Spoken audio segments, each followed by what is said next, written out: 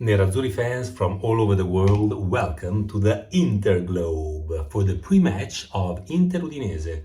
Although, because of what happened during this week, we're going to talk a bit about Curva Nord, the Inter fans, about Inzaghi, because the limelight of the week in terms of media goes to this piece of communication that Curva Nord, the official fans of Inter at the stadium, made, in which basically they criticized Inzaghi for his lack of courage when it comes to winning the games.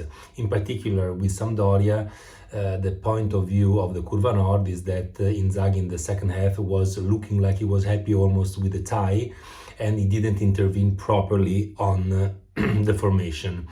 So what I would say is that I agree with some of the content of this piece of communication. What I don't agree with is the timing. Because, next week we have the most important game of the season, let's not hide it, Inter-Porto. And getting into this game with this sort of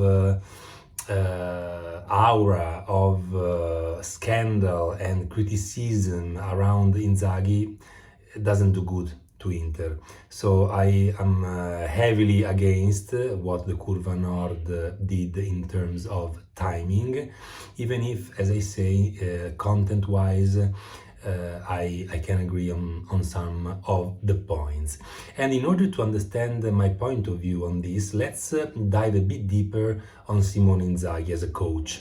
What do I think? What are his pros and his cons? Well, in terms of pros, I think that and we have seen it, numbers speak, because in terms of victories, he is up there with the top coaches of Inter's history, from Mourinho to Mancini, even better. At least he was better a few weeks ago. I'm not sure about now, but he's up there, almost winning 60% of the games that he plays. And so this is something that we have to keep into account. He is a coach that brings points and victories. Also, we can't avoid to admit this. The game that Inzaghi makes his teams play is a wonderful choral game where everybody participates, where even defenders become active part of the attacking plays. Let's admit it, last year we've seen the best Inter of the last 30 years in terms of beauty of plays, movements, and even in terms of goals. So he's definitely a coach that knows how to make his teams play better than others we've seen, including Conte and Mourinho and Mancini. When it comes to the cons, I think that one of his main problems is a problem that all Italian coaches have, and they have a piece of statistic that really is revealing. In Bundesliga, in Premier League, in Liga, and in League One, the four most important leagues in Europe, coaches change formations and lineups on average 2.7 times. In Italy, coaches change formations 1.8 times. This means that we are very stiff. We are very much attached to our initial module, and coaches are not ready to experiment, to dare, to try different solutions. Which is, after all, a little bit of a mirror of our society in Italy, right? We're stuck, crystallized into the past, and we're not agile at all in any way. So this is a con that is Inzaghi's, but also every Italian coach, I would say, has this problem. He's pretty stiff. Also, going deeper into the statistic, there are 19 types of formations that coaches used during this part of the season. The 4-3-3, 3-5-2, 3-4-3, and so on. There are 19 featured formations in these first 4 championships in Europe. Italy used only 9 of these formations, while the rest of the league's average is 15. So, this says a lot about the progress that and the evolution that our soccer needs to undergo. Also, apart from this stiffness, a con of Simone Inzaghi is that he's not tough enough. We've seen it in many occasions. The last one was with Barella and Lukaku. Imagine if Conte was on the bench. Do you think that Barella would have yelled that way? Or do you think that after yelling that way, Conte wouldn't have been angry? Do you remember Lauti a year ago or so when Conte substituted him and he protested? Conte said to Lauti, "Fenomeno del cazzo," which basically means phenomenon of my ass. And this says a lot, about the attitude of Conte. And this is something that Inzaghi doesn't have. He's not tough enough. And you see it also in the beginning of second halves in general. Apart from rare exceptions, the team doesn't get to the pitch with the right attitude and the right grit, because evidently he can't transmit it properly. And we've seen, especially this year, that Inzaghi is more of a sprint runner than a marathon runner, meaning that in long competitions that encompass a whole year like Serie A, he doesn't deliver, while in the single matches where it's in or out, he manages to prepare these games much better. Now,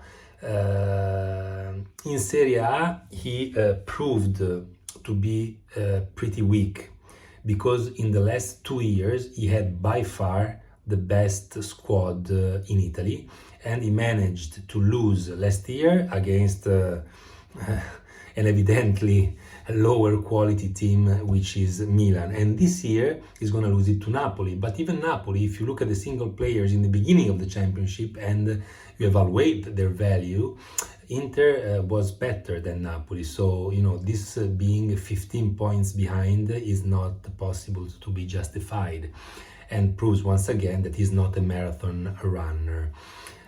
I'm not sure why he's not a marathon runner and how he can become one, because obviously we need more than Supercoppas and Coppa Italias. But this is definitely a point that he needs to work on. Anyway, I am with Simone. I stand with Simone. Why? Because I think that he's a good coach. I've seen the best quality of game that I've seen in the last 30 years with him. I trust his vision. I just think that he needs to work on some of his weaknesses, and he's young, so he can do it. So that's why I stand with him. Also because honestly, in these conditions in which we are now economically, there's no point in dreaming with Simeone, with Klopp, or with anybody else. Let's stick to Simone, who is a good coach, and let's try to grow the team together with him. Let's come now to Inter-Udinese. Udinese plays with a 3-5-2, so they mirror our formation, and that's good, especially when it's a weaker team that does that. It means that most of the game will be decided on individual duels, and in theory we are superior in every part of the pitch. The starting lineup, I think, is pretty much done with Tiramolla Onana, Skriniar, De Vrij and Bastoni. This is the dilemma for Inzaghi, De Vrij or Acerbi. I think it's good. It's a good idea to give a little bit more minutes to De Vrij in this phase of the season. So Bastoni, De Vrij and Skriniar. In the midfield we will have drone delivery Di Marco, because Gosens proved not to be a good substitution. Çalhanoğlu, finally the Sultan of Swing. Brozovic and Barella. Finally the starting midfield is back. Çalhanoğlu, Brozovic and Barella. And Tubman, Brozovic and Barella. And Darmian on the right. And the Lula forward.